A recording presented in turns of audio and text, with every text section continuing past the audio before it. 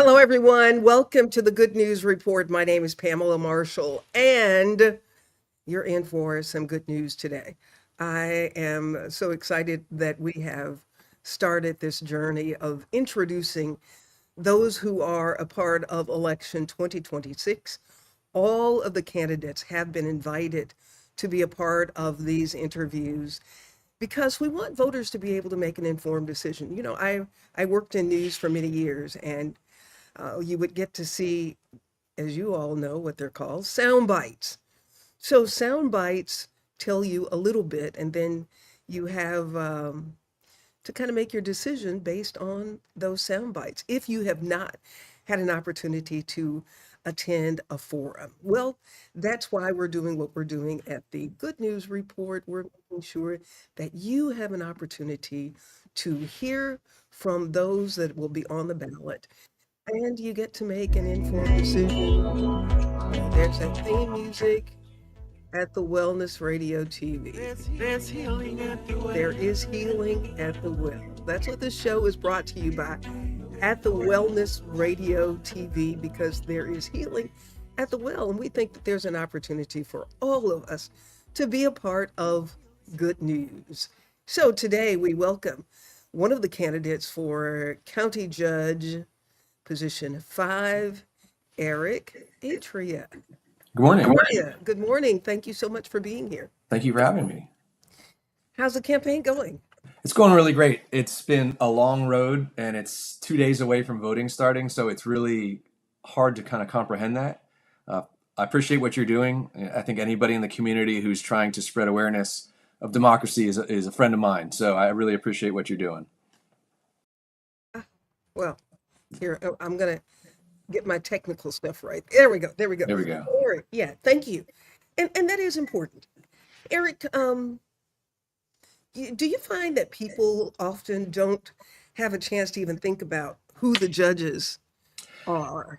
Absolutely. So my campaign made a conscious decision to engage with the community in the most comprehensive way possible. So we've been knocking on doors since February, and I have a bunch of UF students who help me.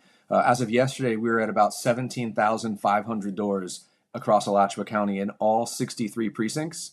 And that is one of the most common comments that I get from people as they say, I never know anything about these judicial candidates. And I was like, well, here I am. What do you want to know? And so when you say, what do you want to know?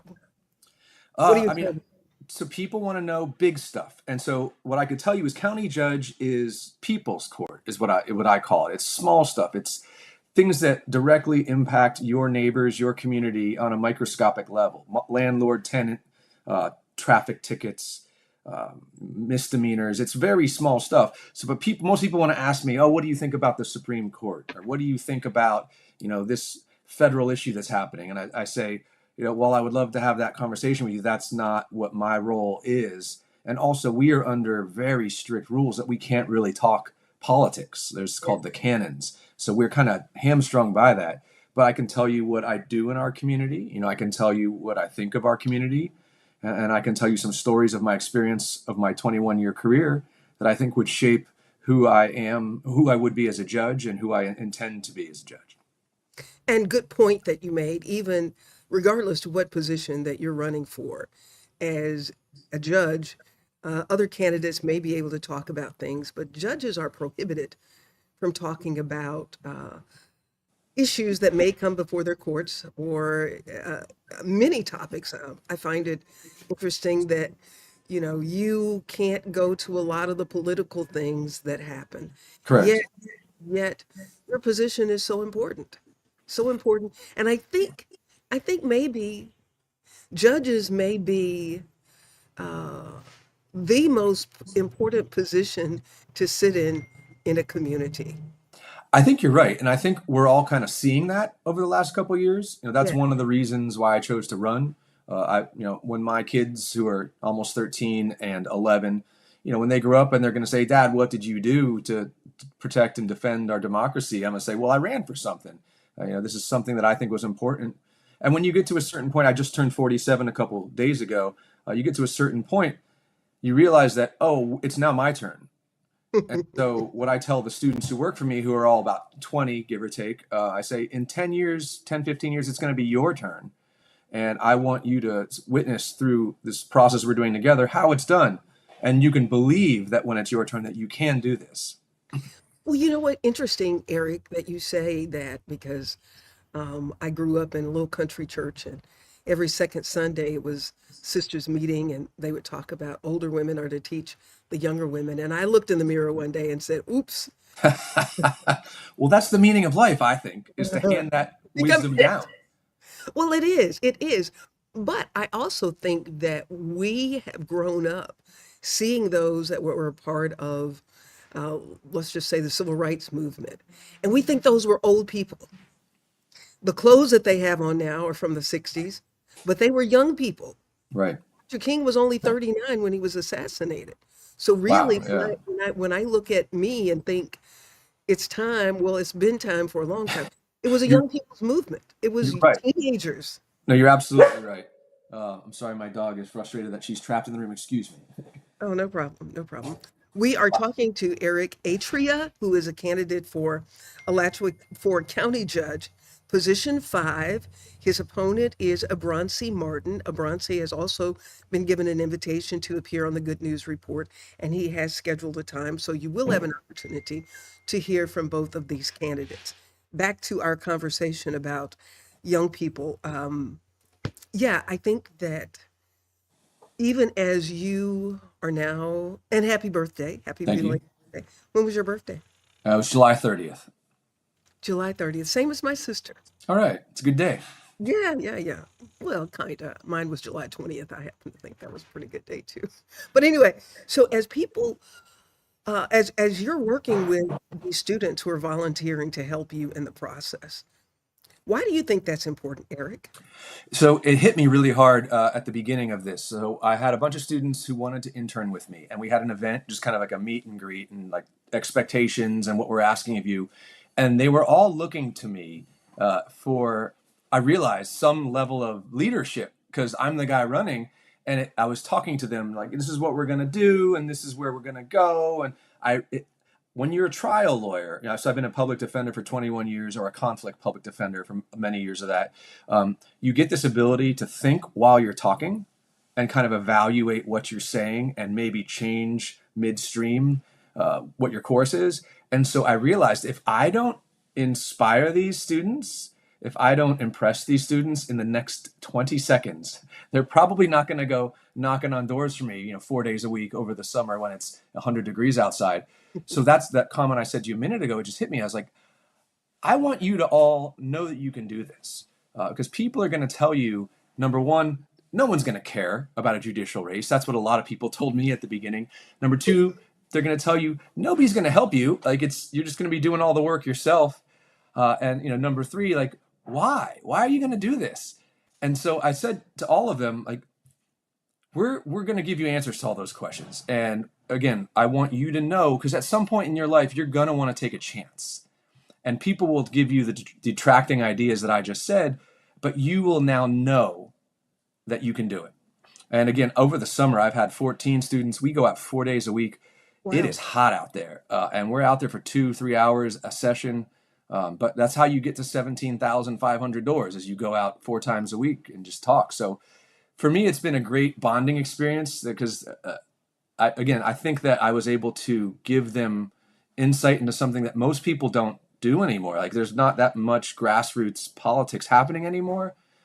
But at the local level, I think it's still very important. And I think all of the feedback I've received has been so positive that it's just been a great experience.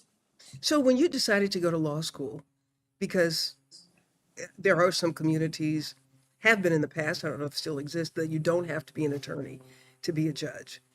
When you go to law school, are there ever any conversations about sitting on the bench? Are there No, and that prepare you to sit on the bench? no, not at all. That's a very good question. So I think, I went to law school because my dad was a public defender. Yeah, he was a public defender down where I grew up in Broward County for 28 years. That was his whole career. And as kids, my brother and I, my brother's 2 years younger than I am, he would just tell us, and my mom would too, because she was a public school teacher, that you use your gifts to help people in the world. Like, we are very blessed. We're very fortunate people. And if you just use the benefits you have to re-enrich yourself, it's not productive. And so think about it. My dad was a lawyer in Broward County, South Florida, in the 80s and 90s. He could have made $1 million, but he was a public defender, 28 years. So that stuff seeps in. You don't realize it when you're a kid, but then when you get older, you're like, oh, I see what he was doing now. It makes sense to me. So when I went to law school, there's no doubt what I would become. And so I started in 2005 as a public defender in Ocala. I did 4 years down there.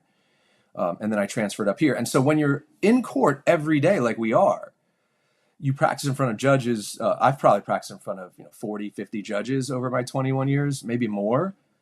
You start to see, it's almost, I don't know, I want to like lessen it, but it's almost like playing poker with different people. You start to see tells, or you start to see, okay, I know this is going to work if I do this move, or I know this judge is particular in this way, or this judge has a temper, be careful. And you start to see all these things, and you start unintentionally and subconsciously formulating what you would do in those roles if you were the one making the decision.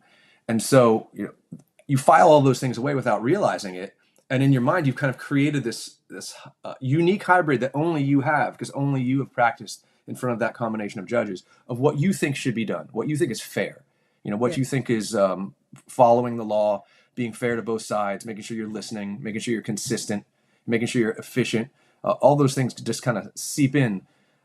So no, they don't teach it, but there's no better on-the-job training than being a public defender. Like, absolutely none. You learn so much so fast. Well, a couple things that brings to mind, as you mentioned about having practiced in front of so many judges. What will be the temperament? Because there's some judges, and I don't even practice, I just hear people talking about it. If you go before Judge so-and-so, this is what's going to happen. Well, Oh yeah. that hasn't even heard it yet. So how do you know what's going to happen? Because the judges have a pattern. And should we have an angry judge sitting on a bench? If we know that a judge is quick to anger, I mean, is that a way for this whole judicial process that's supposed to be fair to work? And why do we allow judges who have angry tempers to sit on the bench for years? Because once people get elected, sometimes they just keep getting reelected, right? That's a really good question. And I've definitely practiced in front of some judges who have dressed me down in front of a courtroom full of people. And I don't believe that was justifiable. Things where I didn't think that, or other attorneys didn't deserve to be treated that way. I think it's gotten more, I don't want to say friendly because that's too simple of a word, but it's got more agreeable in most courtrooms. I think most judges have become more patient and more understanding. They may not be more lenient, which maybe we want as the defense, but it's less likely to get yelled at than it was when I first started. I think it's just like law school. It used to be much more Socratic. They would really call on you and kind of grill you. And I think it's become more, cordial is the word I was looking for. That being said, I kind of take my whole life philosophy from something that, I don't know if you knew Judge Walter Green, but I practiced in front of him. I've heard his stories, but I unfortunately did not have a chance to meet him. Sure. So I was in front of him, and there was this guy at the podium who was just kind of flipping out. He was a defendant, and it's misdemeanor. It's no big deal, but he's flipping out. And I remember Judge Green said to him, "Sir, it's okay." And those two words just like hit me like a bolt of lightning. I was like, oh my gosh, what a powerful way to approach a conflict. Because it wasn't like the guy was in jail. Like some sentence was going to be imposed. Like, we have to still do the job we're here for today. But just to set the table with, it's okay. We have to do some work here. Let's have a conversation. You don't need to lose your mind. I try to use that everywhere. Whether you're in a disagreement with a family member, a friend, whether something happens at the grocery store and somebody takes the last box of what you were reaching for and you're like, oh, that was mine, I needed it. It's okay. Now let's figure this out. So that's, to me, is kind of my desire and goal as a philosophy in life, but especially on the bench. I would want to make sure that we can get business done in a way that is productive, that is not, you're going to work your best, whether you're a lawyer, a clerk, a deputy who's in the courtroom, if everybody there feels comfortable, and that, again, doesn't mean to say you're a pushover, but if everybody's comfortable, you're going to work your best. And I've definitely, and most of us have practiced in front of judges, that everybody is on edge the whole time because you don't know what the issue is that's going to trigger this particular judge. It could be something as simple as, the judge asks a question that you think to answer, but I wasn't asking you, sir. I was asking the clerk. And you're like, whoa, like, I didn't realize that was going to cross the line in your mind. It's something to me, again, I think you have to be treating people with respect and making sure that they feel like they're being heard. So Eric Atria is a candidate for a county judge in Alachua County, position 5. As you are describing your experiences as a public defender standing before a judge, do you think that public defenders, because you're public defenders, you don't get the same amount of respect Oh, yeah. as judges, as other attorneys? Of course. And so I went in a deep dive on this with a podcast over the weekend by a guy named DJ Elo. We went deep into this, of course, because we don't have perceived value. But in reality, we have more experience than anybody else in that courtroom. We know the people in that courtroom better, the opponent, the judge. So in my mind, you want a public defender. The concern oftentimes is the overworked, underpaid. That has some truth to it. But nobody's doing public defense for the money or the glamour. You're doing it because you believe in it. You're doing it because it's something you feel you have to do. I think you're sticking up for the little man. The littlest man, the indigent, the people who can't afford to defend themselves. Like, that's pretty noble in my mind. And so just to be also clear, like, I do a lot of other work as well. So I don't just do public defense. My other calling came about 7 years ago. I have this bar card. I thought I might have one on the desk here that allows me to practice law. And it hit me that I work a 9 to 5. I've got some extra time in my week. So why don't I use this to help more people? And so I started doing pro bono work. And so the thing that I think sets me apart here is that my pro bono work has brought me into the civil arena. Laws under 2 umbrellas, criminal or civil, like, that's pretty much everything. And while I have 21 years of criminal experience, I've also been in front of county court judges and circuit court judges in all manner of civil actions. And that's because I donate my time to help people who can't afford lawyers in a landlord-tenant dispute or a small claims dispute or other things like that. So that, to me, has really colored my perspective and given me much more experience than I would have had if I just stayed a public defender. And you've come across this, and I know you all have had some workshops and some training. What is it that we need to do in our communities and in our judicial system that we stop treating mental illness like it's a crime? Well, Alachua County is actually really good with the resources. I think that's at a state level, and that's not something that I think this position is something that I would be able to address, or anybody would be able to address in this position. Let me tell you a quick story. So we had a guy get arrested for some drug offense, and he was homeless. He had mental health issues, and we got him to court every day because we knew which street corner he sat on with a sign. So my assistant and I would walk down, we'd pick him up, we'd get him to court, and we got him into the Veterans Court program, which has a ton of resources. So anytime your mental health court, your Veterans Court, the Forensics Court, DUI Court, Drug Court, these are diversionary courts that we have here with a lot of resources and patience and counseling to get people through this if they're willing to. So to your question, I don't know how many chances they get. Sometimes it's a certain point where the court says, all right, you've done your best, but it didn't work. You're out of the program. And I think what you're getting at, you seem to probably know that addiction is not that easy. But this particular gentleman, we got him into Veterans Court. They got him housing. They got him stabilized on his meds. He graduated the Veterans Court, and you don't see him on the street corner anymore. When he came to court, he had meat on his bones. He wasn't a skeleton anymore. He wasn't doing drugs anymore. He was going to counseling. And so that was a success story that I got to personally witness. So we do have some resources here, but you're only going to get that on the entry level. If he had a prior record, he wouldn't have been eligible for it. So that's something that's going to need statewide change. And again, I can't advocate for that, nor could I do anything to make that happen in this role. But it is a very valid question. Thank you for answering it, because it is a challenge as we see children who are becoming young adults with various forms of being on the spectrum of whatever it might happen with them neurologically that will cause them to respond in a way that may look like they're Right. criminally motivated, but they have neurological issues.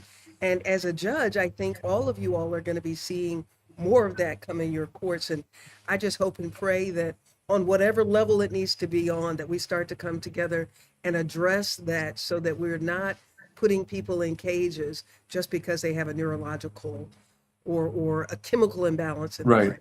No, I hear that. And to your point about children, so I didn't do juvenile until last year. My whole career, I never did juvenile. And so I was doing juvenile last year. And it's the first time I've ever seen 11-year-olds, like my kids' age, in custody at the podium. And it hit me so hard. I was like, somebody just needs to play Legos with this kid. Like, like he doesn't need to go to jail. Like he's doing all these things because nobody's like going to his yard and shooting hoops with him. And maybe I'm oversimplifying it, but it hit me so hard that like it's really important to make sure that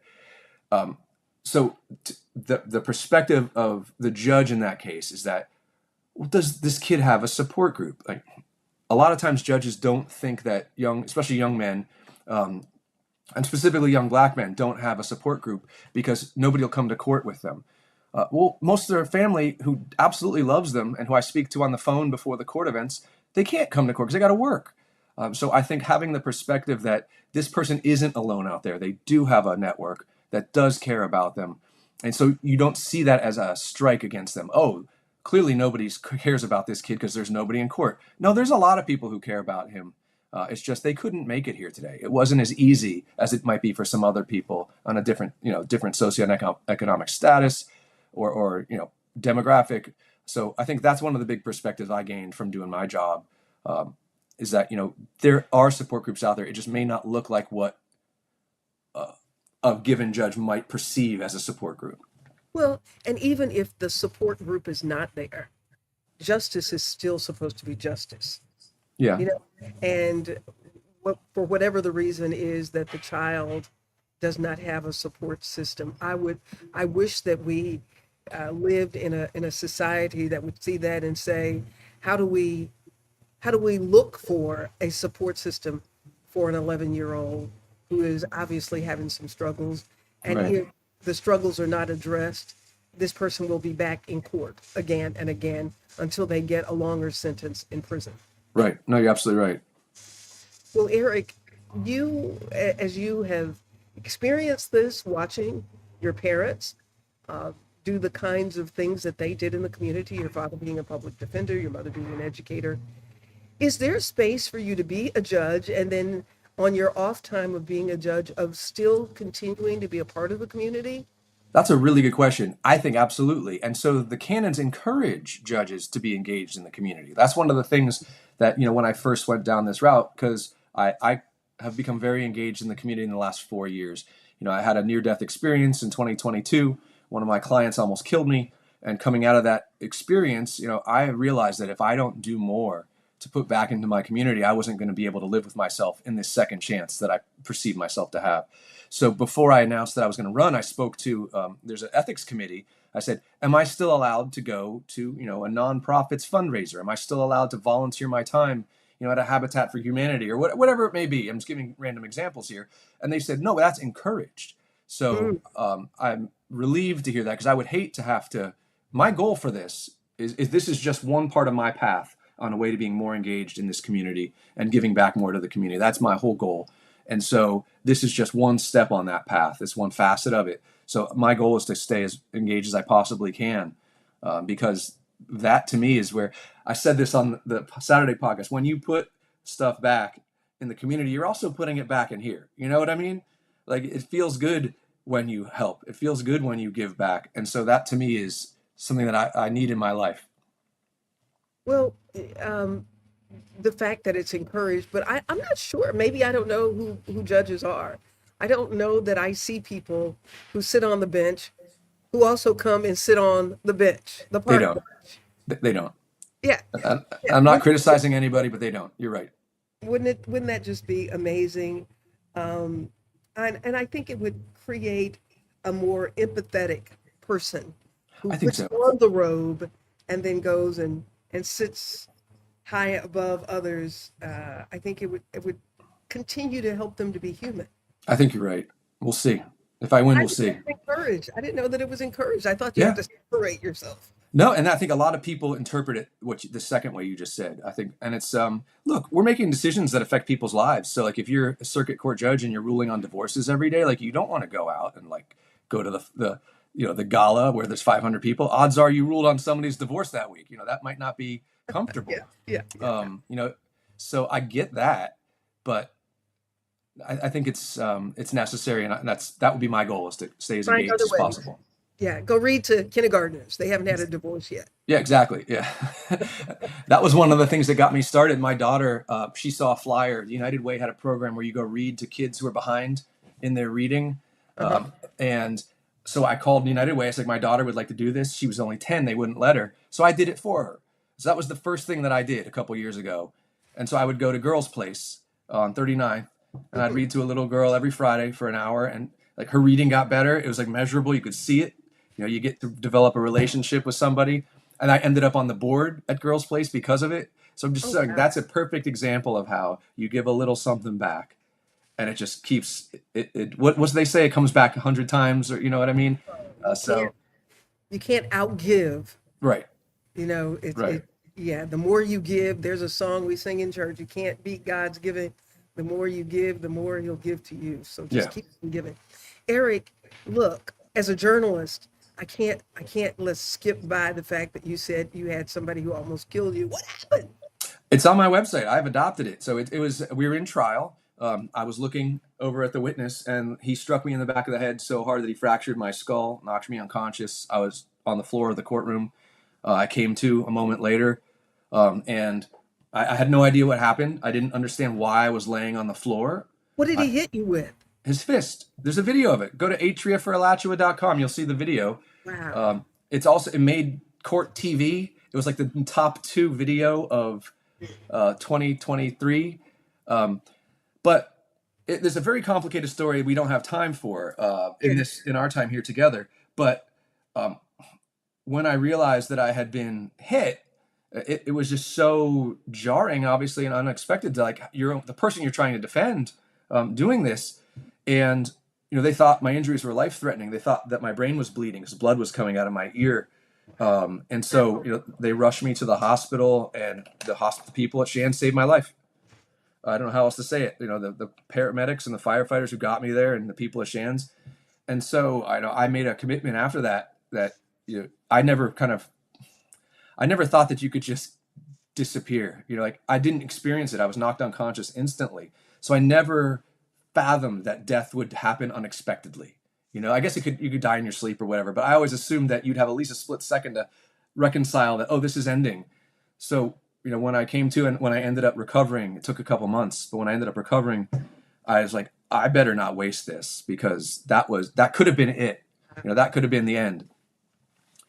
And, I wrote an article about it. It was published. What was his reason for that? He just wanted to end the trial.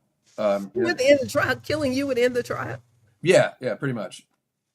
It's survivor, not survivor. There's a word for it. It's a psychological word where somebody who is in a position of instability and constant threat, they can only see the threat that's right here. They cannot see the threat that's right here. So the trial is happening today. He has to get rid of this threat to make the trial end. He's not perceiving the fact that, oh, well, guess what? If you hit this guy, you're going to get more time yourself. He ended up getting 30 years just for hitting me. But I don't remember that term because it keeps coming up. Wait a minute. So did he have mental illness? No. And I don't want to get into too many Okay, don't worry about it. confidences, but the answer is no. It was explored. Yeah, well, go to Eric Atria's website, and even probably archives of Court TV. Susan Holloway said, "Great mission, great broadcast. Thanks." Thank you so much, Susan Holloway, for watching. You talk about people whose lives you impact. She's been a part of my life since 4th grade. All right. Yeah, so the little girl that you read to at Girls Place, you have no idea what impact you make on children as you interact with them, because we're next. We're called on to feed into them and to help them develop and grow.